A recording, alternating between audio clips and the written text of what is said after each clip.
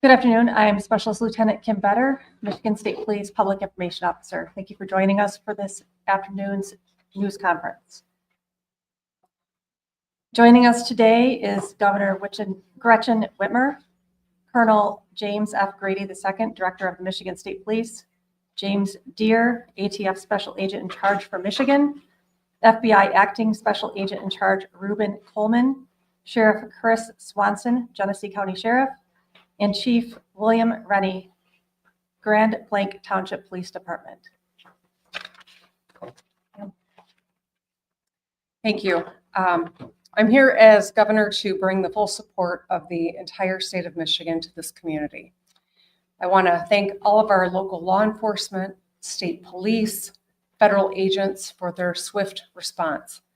I want to thank local fire and EMS and medical providers for saving lives and caring for those who are still fighting for their lives in the hospital. And thank the incredible Department of Natural Resources Conservation Officer and the local Grand Blanc officer for their brave actions to take down the shooter and their quick response. I think we can see the best of public service in all of these individuals.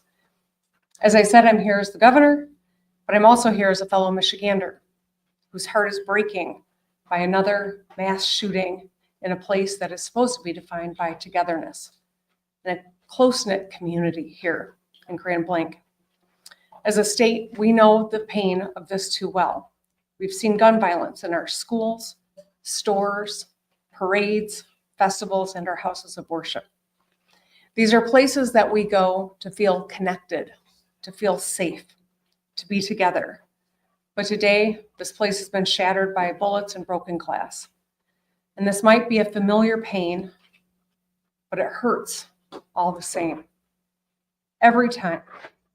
We cannot keep living our lives like this. I know that this community is reeling right now, and I want you to know that the state of Michigan has your back. Your grief is our grief. I ordered flags lowered statewide, and I spoke with President Trump yesterday, who wanted to share his condolences. We will be here every step of the way and coordinate a full response with our local and federal partners. Folks here at the township, at every level, have been working closely together. There's one thing I know about Michiganders, is that we get through hard things together, and that's who we are. That's how the good people here at the Grand Blanc Church of Jesus Christ of Latter-day Saints live their lives. They worship together, they sing together, and they serve together. And that's why I was so proud to see powerful statements from interfaith leaders across Michigan denouncing this attack on a house of worship. They grieved for this congregation as though it was their own. They spoke with one voice for the basic principle that we all believe in, that you should be able to pray in peace in our state, no matter who you are. I know that in the hours and days ahead, we will see the best of Michigan. We will see neighbors being neighborly, checking in with a call, bringing over some food, or offering a hug. We'll see medical providers work hard to save lives and treat those in need, with scars both seen and unseen. We will see this congregation unite and rally together like never before and continue worshiping together, singing together, and serving together. Because that's who Michiganders are. We will stay in close contact and continue to work together. Now, like everyone I know, we have lots of questions. How could this happen? What created this moment? Why? And that's motivated by a genuine motivation to understand, to learn, to prevent in the future. But I want to caution everyone. While we are working hard, while the good men and women who are working hard are doing so with due diligence at this juncture, speculation is unhelpful and it can be downright dangerous. So just ask that people lower the temperature of rhetoric. Keep your loved ones close and keep this community close to your hearts. Let's keep doing the work together. Let's be kind and let's love our neighbors. Thank you. And now I'd like to introduce the head of the Michigan State Police, Colonel James Grady. Thank you, Governor, and good afternoon. This community has been greatly impacted by yesterday's events. We are offering our deepest condolences to those affected by this tragedy. This horrific event is something that this community has never experienced. It is important at this time that we come together to support one another in this time of grief. We stand ready and willing to assist both our local and federal partners with any additional needs as this investigation continues. The Michigan State Police immediately responded alongside our public safety partners to secure the scene, provide support to our neighbors with our emergency support team serving search warrants, the bomb squad and K-9 team sweeping numerous locations for evidence and explosives. Additionally, our forensic science laboratories and our special investigation section continue to investigate the officer-involved shooting and work alongside our federal and local partners. I'd like to take a moment for everybody to remember that last year we put together an initiative called Stop a Plot. While we are committed to keeping our community safe, we also need your help. Again, it takes everybody. 53% of mass attacks leave a trail of clues leading up to them. And 2/3 of mass attackers elicited behavior that caused concerns. So we are asking our communities to stay vigilant. And if you see something suspicious, please contact local law enforcement or 911 immediately. We will keep the family in our prayers here at MSP as they continue to cover and we work together. Thank you for your time. Next up, we will have from the ATS, thank you. We will have ATS Special Agent in Charge for Michigan, James Deere. Good afternoon. My name is Jim Deere with ATF. I'm the Special Agent in Charge for ATF Michigan. On behalf of the men and women of ATF, I offer my deepest sympathy and condolences to this community and to the families affected by this tragedy, this horrific act of violence. There is no place in our society for this. There's absolutely no place, but it's become all too common. And as we know, we have become more and more desensitized. This community is hurting and we are here to help them heal. As part of that healing process, ATF has brought in their national response team. This is a cadre of world-renowned investigators for arson and explosive incidents. They have been used all over the world, and they come from places as far as California, Hawaii, and they're here in Michigan now. They arrived last night. They've briefed. They're examining the scene, and that is what they're doing at this point. From ATF's perspective, I would encourage the community not to travel by the church. Those roads have been blocked off and access is controlled. While that might be a little disheveling for folks, that we need that scene security for our investigators as they dig out this scene. So with that in mind, that's our ask for the community. We are also looking at improvised explosive devices that were recovered during this investigation and looking towards that end as well. I need to introduce the acting Special Agent in Charge for the FBI of Detroit, Michigan, Reuben Coleman.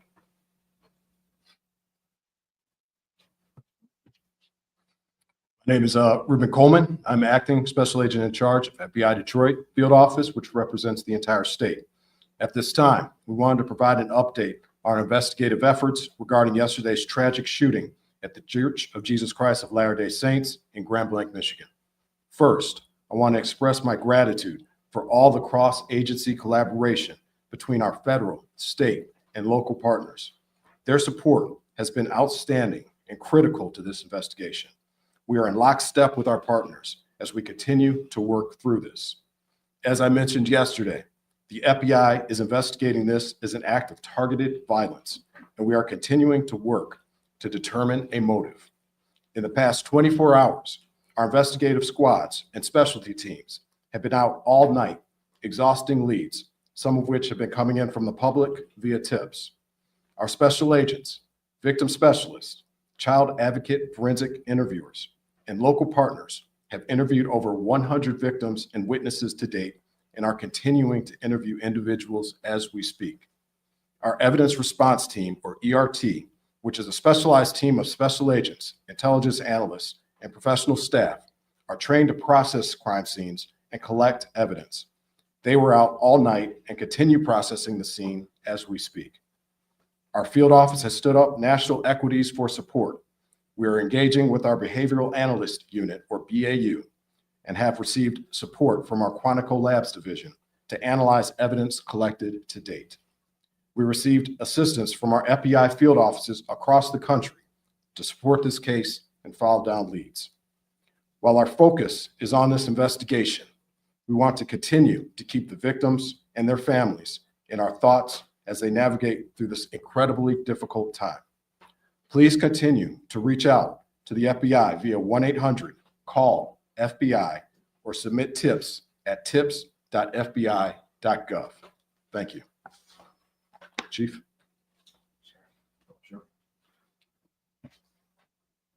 You prepare in peace to perform in chaos.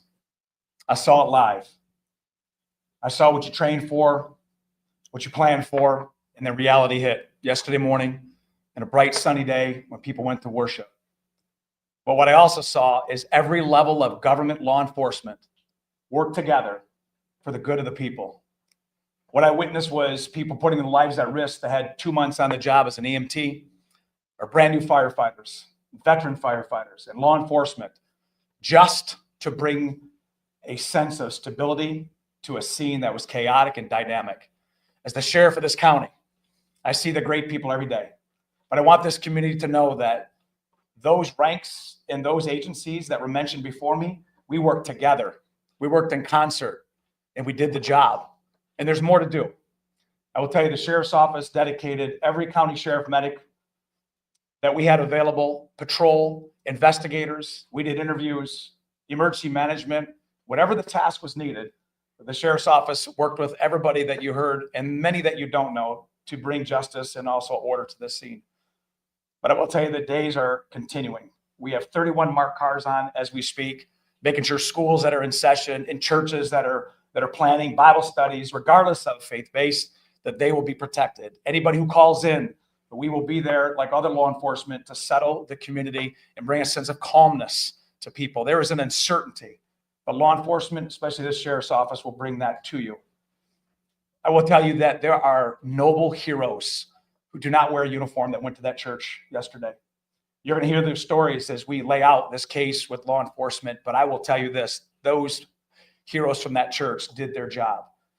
And it was led because of a police department. So law enforcement from this township is led by a chief who demonstrated leadership right out of the gate. And my honor is to announce him as the final speaker, Chief Rennie of Grand Blanc Township. Thank you, Sheriff. Evil. This was an evil act of violence. That's exactly what this was. And this is not Grand Blanc. This does not define Grand Blanc and who we are. We are a community, and I am confident that together we're going to build a stronger community due to this incident. Now, an update. This left 5 people dead, 8 people injured. As I said, this is an evil act and does not define Grand Blanc or who we are. At this time, what we know is everyone has been accounted for. We still are in the process of clearing out that church, but at this time, everyone is accounted for. We ask that you stay away from the scene. Let us work to clear this call so then we can get back to normal. That's what we all want. Grand Blanc Township police officers, the community of Grand Blanc Township, we're hurting. And we know that you are hurting as well with us. I want to remind you that we had the Family Assistance Center open. They will be open Monday and Tuesday at the Genesis Athletic Club from 8 a.m. to 8 p.m. That address is 801 Health Park Boulevard, Grand Blanc, Michigan 48439. Seek service. Let's come back together and be stronger together and better. I'll open it up at this time for any questions. Sir. I have a question. When it comes to the act of violence, can you define why it's considered an act of violence and not something more serious like terrorism? I will let Agent Coleman speak to that particular question. Yes, as of right now, we are calling it an act of violence as this is an investigation that is continuing. We are continuing to receive leads. We're continuing to run down all information. And once we're able to ascertain definitively what we have, that's when we'll make those statements. But as of right now, this is an act of violence. Can I Thank you. follow up on that, please? You called this an act of targeted violence. Can you tell us who you believe the target was? A specific person, the LDS Church, another group? Well, as of right now, again, as this is an ongoing investigation, what I would say is when I say targeted violence, I mean targeted within our state and within our community. Right now, what we are here for are the families and the victims, and we're going to work diligently in order to make sure we can bring closure for them as well. So can you speak about the motive? There was some chatter that the suspect's ex-girlfriend was a Mormon or something of that nature chattering online about that. Is that something that you can speak to or any possible motive? That is something I cannot speak to at this point in time. I heard that someone was arrested after driving through the barricade near the church. Can you share any information on that, why they were arrested, maybe what their intentions were? Yes, Chief. Yes, I could speak on that. Yes, there was an incident out there. We are still in the process of investigating that incident, whether or not it's related or not. I could tell you that we do have a 21-year-old person in custody for that incident right now. Does the suspect have any prior criminal history or no contact with law enforcement? Are you talking about the suspect from yesterday or today? The suspect from yesterday. The suspect from yesterday has been arrested by law enforcement in the past. And the 5 dead, does that include the suspect or is that? The 5 dead includes the suspect. Can you give any details on what those prior arrests were? Burglary and OWI. That I can't give you 100%. Chief, what do we know? Terry. No, so I just want to clarify, no more victims. You searched the church and. We have not completed search in the church, but as we know, everyone has been accounted for. That's going to be all the questions that we answered today. If you this is our last press conference. If there's other pertinent information that develops, we will let you guys all know and post that on our social media account, Grand Blanc Township Police Department Facebook page. Thank you.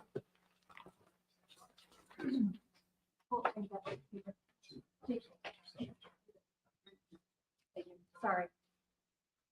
I'd just like to note that Dr. Michael Danick, the Medical Chief of Staff from Henry Ford Genesis, will be available for questions after this news conference. He's here on the side of the room. Does anybody need any spelling of names? No? Would it be possible to bring him up? Sure. We're good. Yep. Can we also confirm right now, are there 8 injured still at the time, so 5 that including the sugar 8? Correct. Thank you.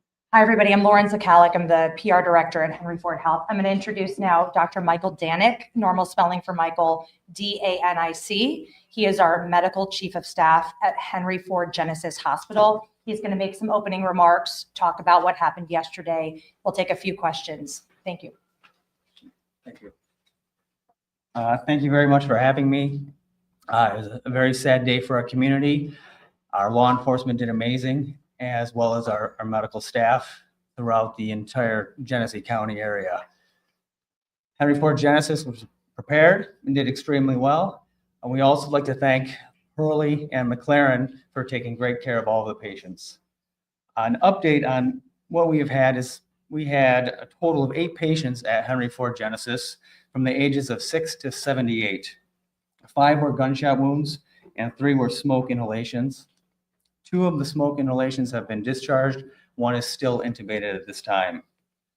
For the gunshot wounds, 1 had sustained gunshot wounds, multiple to the chest and abdomen. It's in critical condition. One head to the abdomen is in critical condition still, but mostly stable. One of the victims did die in the emergency department. One child came in, was stabilized, and then transferred. And then there was another gentleman who had a gunshot on the leg. The trauma team was really well prepared for this. They activated the Mass Casualty Incident Command. Our trauma surgeon, Christopher Ash, was on the team, and John Vance, one of our other trauma surgeons, helped lead the charge. Dr. Sandy Ross was the ER attending at the time and did a phenomenal job of triaging. All of the community members came together. We hate having to prepare for these kind of events, but we are prepared, as well as the other hospitals in our community. We're very grateful to be helping to serve this community, and will continue to do for years to come. So, any questions? How many were Y'all under say the age what of 18? round struck the victims? You said some were shot in the chest and abdomen. Was this with rifle or 223 round handgun? Can you speak? I don't have information on the caliber. How many were under the age of 18? I don't have that answer either. We What just- was the age range? It was 6 to 78. Of the people found in the church after it was evacuated, do you know anything about the suspected cause of death of those two people? I do not, and I can't extrapolate either. Can you tell us more about the child that you mentioned? Was that child shot, boy or girl, 6-year-old? Had an injury to the arm, and out of an abundance of caution, was transferred to another hospital. Was the injury a gunshot wound? Do you know? I can't verify that. Dr. Danek was one of the physicians that was treating patients yesterday. If anybody wants to ask him about his experience and just being there. I will say it was very interesting taking care of our community members in this kind of a traumatic experience. We had a number of our residents who were members of the church and were on site. Not only were they victims, they were also first responders. And having your friends and family come in injured and taking care of them is a really incredible experience. They were heroes. Those on the scene were absolute heroes, going in and out of the fire to drag people out, helping each other take care of the victims on the scene. And the community really came together. We'll take two more questions. I wanted to ask, have you ever seen anything even like to this extent in our community, and what was that like for you to respond to? Never in our community. A lot of us who have trained in the trauma settings have dealt with gunshot wounds. So everyone who's on the staff there has dealt with these types of injuries in the past. It's just strange when it's your community hospital. Last question. I understand there were some nurses that were on strike and wanted to help, then returned away. Are you able to talk a little bit about that? Yeah, we're very happy that the instinct was to help. And we have a great loving community, and the instinct was there, but I cannot comment on the work stoppage. All right, thank you. Sorry, Doctor, just quickly, when you said residents, you meant residents of the community, right? Resident physicians, those in training. Okay. Thank you. Thank you. All right, thank you.